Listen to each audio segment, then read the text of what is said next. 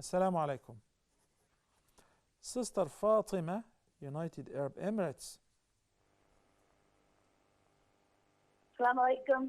Wa alaikum assalam wa rahmatullahi wa barakatuh. Sheikh, I have a question. So my sister, she was pregnant, and so she missed Ramadan last year, and now she's breastfeeding, so she's not able to fast again during this Ramadan.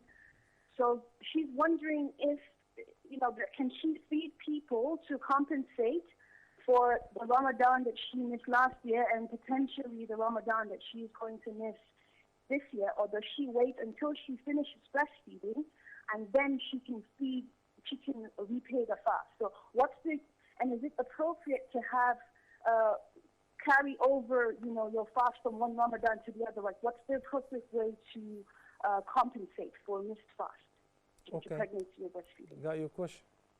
Thank you, sister. Allah the Almighty says in the Quran, فَاتَّقُوا اللَّهَ مَا اسْتَطَعْتُمْ, Surah Al-Taghabun. And in Surah Al-Baqarah it says, لَا يُكَلِّفُ اللَّهُ نَفْسًا إِلَّا وُسْعَهَا. We are only demanded to fulfill whatever we can afford. Sometimes the command is mandatory, but I cannot do it right now. I cannot afford to do it right now. Then you still owe it. Sometimes you owe a makeup, and sometimes you owe a ransom instead. So Allah the Almighty says in Surah Al-Baqarah, فَمَنْ كَانَ مِنْكُمْ مَرِيضًا أَوْ عَلَى سَفَرٍ فَعِدَّةٌ مِّنْ أَيَّامٍ أُخَرٍ. And He also said, وَعَلَى الَّذِينَ يُطِيقُونَهُ فِدْيَةٌ طَعَامُ مِسْكِينٍ.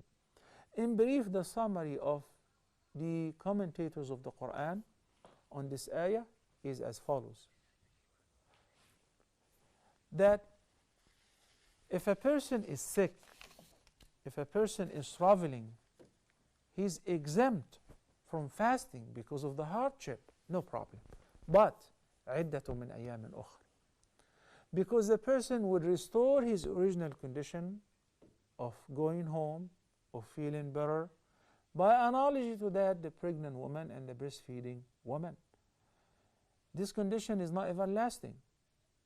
And not every pregnant woman can just break her fast. And not every breastfeeding woman have the concession to break her fast. A lot of women can definitely afford to fast while pregnant and can afford to fast while breastfeeding, and they don't have any trouble with that. They take their multivitamins and they eat well in their suhoor and in their iftar, no problem. In this case, they should observe fasting.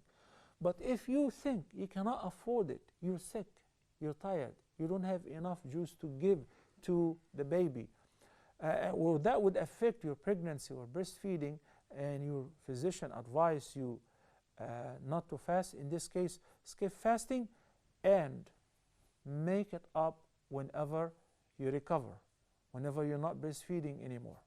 Whenever, after a few months, 6 months, 7 months, the child starts eating something else besides the milk.